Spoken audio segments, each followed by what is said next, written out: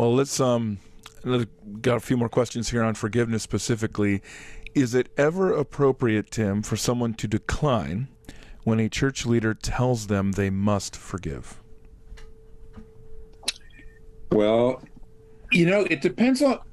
Yes, probably. It's not meant to be a gotcha question, but I mean, No, I think you can see why here's this why is a. Probably you do need to ask the church leader, please spell out what you mean by forgive before you say yes. That's all. Maybe that'd be better.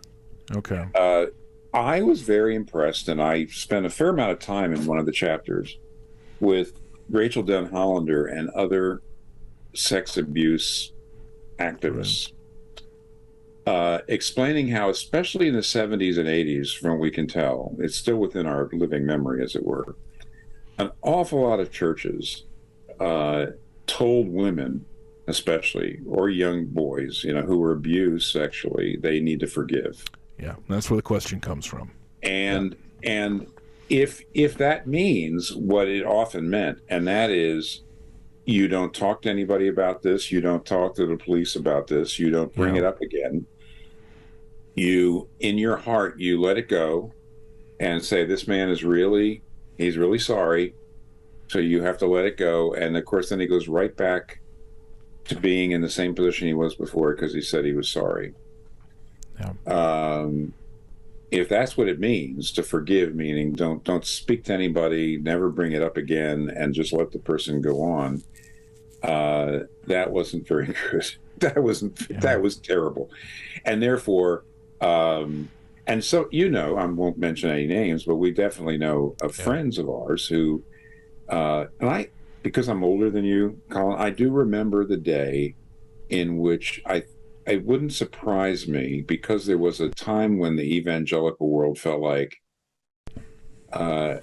we're competent to counsel ourselves. We don't need secular therapists and secular, which you don't actually. You don't need secular therapists. I mean, I don't mean to say that there's a need for secular therapy when it comes to these issues, but the idea was you don't go to any kind of outside the church authorities at all, even when, frankly, a law has been broken, even when sexual abuse, is a crime, or physical abuse. Very often, now here's another one, of course, is that your women who are being abused by their husbands were told they need to forgive their husbands and just go.